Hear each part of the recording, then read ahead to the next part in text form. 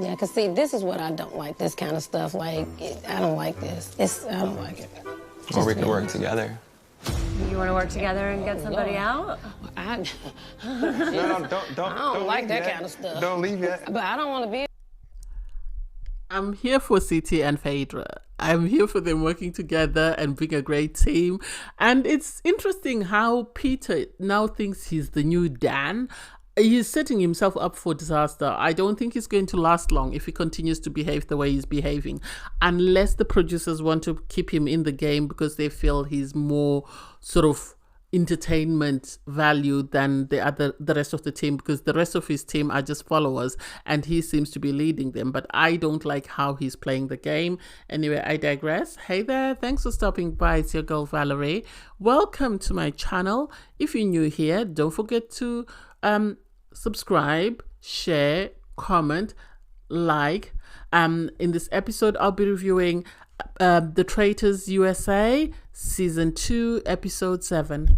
So Peter decides to refuse the recruitment from the Traitors, and for me that is not smart as far as I'm concerned, because he knows either way he's on the chopping block. So he might as well go to the Traitors and be safe that way and still pretend to be with his alliance. But in his head, oh, I want to play an honest game, I want to be faithful, I want to... Okay, do you, buddy. Either way, you're still going to go home. I don't think you're going to win at this rate. That's just my opinion.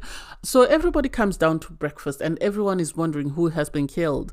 And the last two to come in, sort of, people are wondering whether it's Trichelle or whether it was Kevin, I think was the last one to come in, and they are not killed off. So then Alan comes in and says, you know, somebody was recruited, the Traitors recruited someone last night. He doesn't say they tried, he said they recruited someone last night. So, you know, you could have another traitor.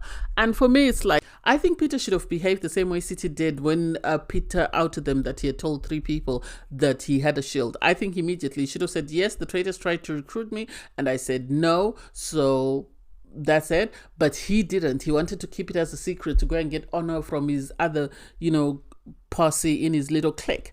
And for me, it's like, oh, he's playing a stupid game. And for Poverty to continue to sort of poke him and say, who is the person who was recruited? Peter, was it you? And for him to continue refusing didn't make sense. The audacity to close everybody else and sit the 5 of them in a group and try and feed each other information doesn't make sense, because the people in his group can be outsmarted by the people outside the group. That's just my opinion. Sandra can outsmart that team. Poverty, as much as I hate to admit it, can outsmart. And then Phaedra.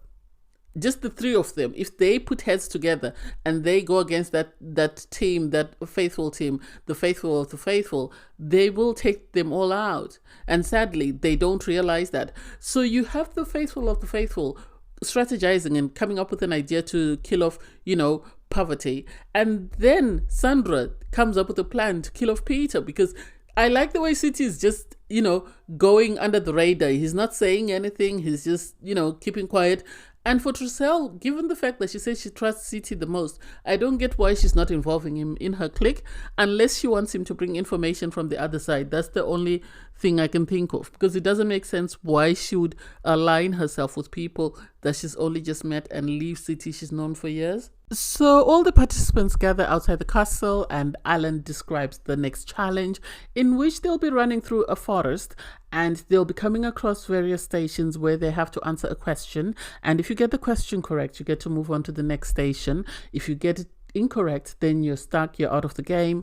And so they are asked to pick pairs, so they choose who they want to run with, and then they get to run through, because they've been told you need to run in pairs, they get to pick up different amounts of money that they will run through the forest with. I think City and Phaedra were very strategic in the sense they chose the least amount, and City called out 500, I think because he knew he and Phaedra were unlikely to get through to the other side of the forest, and even if they did, it would put a lesser target on them, because they would have, if they didn't get through, then it would be a smaller target on themselves because they lost the least amount of money, which to me made sense. So when they get to the first challenge, it sort of asks the name of the woods that, you know, that they're running through. And so all the other teams get it correct outside of Bergie and Sheree and Peter and Trichelle. So Bergie and Peter are left stuck in the mud, and Sheree and Trichelle have to proceed. So the next challenge is about the design of the table, and obviously a couple of people get caught in this. You have CT, Sheree, AJ. And it's just sad. You have Phaedra now going all alone and she's talking to herself. You have Kate talking to herself, and you have Trichelle talking to herself. John and Poverty are still in it. I haven't seen Kevin and Sandra. I don't know what's happened to the two of them.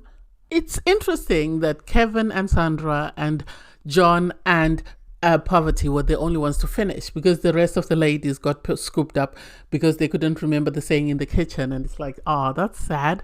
And now it's just a matter of time to see who ran through the woods the fastest time. I love the fact that Phaedra, when she was scooped up, she just shouted, "Now bring me down, now bring me down." It's like, you need to wait. So Kevin and Sandra win as they answered all the questions correctly and they ran through the fields the fastest. Poverty and John are second, but sadly they didn't win anything. Everybody goes back to the castle, and there's now these deliberations of who is going to be banished. Obviously, Peter and his core four have agreed that they're going to banish Poverty. Poverty and the girls are now coming up with a name to banish, and they are happy that Peter didn't win, so their goal is to banish Peter. And already Sandra has come up with a strategy of, if they don't banish one person from Peter's group, then they're going to be outnumbered. So the idea is just to banish Peter. And Peter pulls CT for a chat and discovers that his name is the one that the ladies are gunning for. And so he pulls Phaedra and Poverty into a closet to have a conversation. And it's like, why are you pulling them now when you haven't even had any conversations with them, and you've been calling out Poverty and calling her a traitor? You refused to be seduced to be a traitor. You said no, and you've made it clear to the rest of your team that, you know, you want to banish Poverty. And so I like the fact that Phaedra was like, no, I'm not here for this. I'm not a part of this. Leave me, my name in it. Don't put me in it. I haven't been in it, so leave me alone. So she quickly runs out, and then, you know, Alan calls everybody and takes them to the woods to say, you know, there's no round table today. We're going to do things differently. I think it's because the producers' plan was, you know, they realized that Sandra had sort of caught up with their plan, and they decided to do something different to sort of try and sort of throw her off the scent. So then Kevin and Sandra are told that they have the power to save someone from banishment. So they're given the torch and they're asked to sort of light the torch on the person that they want to save. And so they choose Sheree. Sheree didn't make sense to me. I think it's because they chose Sheree because she was a neutral party, because they knew she was part of the faithfuls irregardless, and she would easily be swayed either way. So they chose Sheree. And Sheree, for me, I think knew that Phaedra had saved her from the poison. So she saved Phaedra. And Phaedra says they've got a 20-year history. That makes sense. And for Phaedra to save CT, Phaedra has always been a fan of CT from day one. So that to me makes sense.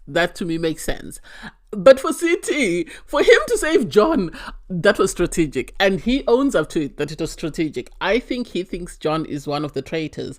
Or he thinks that if he saves John, John will feel indebted to CT. And because John comes with 4 other people, whatever happens, they're never going to vote out CT because CT saved John. That's my opinion. And that's what I think CT was thinking. Because Trichelle was thinking he would save her. But I think John carries more weight than Trichelle, so CT is right to save, you know, John. You then have John save Peter. Do I think it's a good idea? I think the producers wanted Peter saved, and this is why they did it this way, because I think if they come to round table, Peter would go home, and I think they like the fact that he brings this drama and this energy. So if he goes home, then there's no one to sort of suss out who the traitors are, because everybody else was a follower.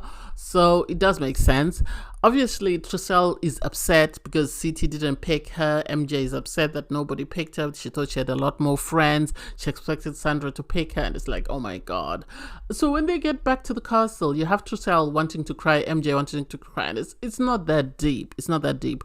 CT is right to say, if you're my friend, you're going to want me to do what's in my best interest. And in my best interest, I put game over friendship. So I don't get why you're upset. And when he tried to speak to her, Trichelle was upset. Oh my God, oh my God. I hope they send her home. Because if they banish Trichelle, that reduces Peter's numbers. That leaves him with 4 people. At the moment, he's got 5. So that leaves his team with 4 people. And so that's lesser than the other team. And if he can recruit one, hey, if he can't recruit one, that's his own business. But at least that allows the traitors and the other faithfuls to sort of come up with a plan. Because if they were all to be banished and they were in lesser numbers, Peter and his crew would pluck them out.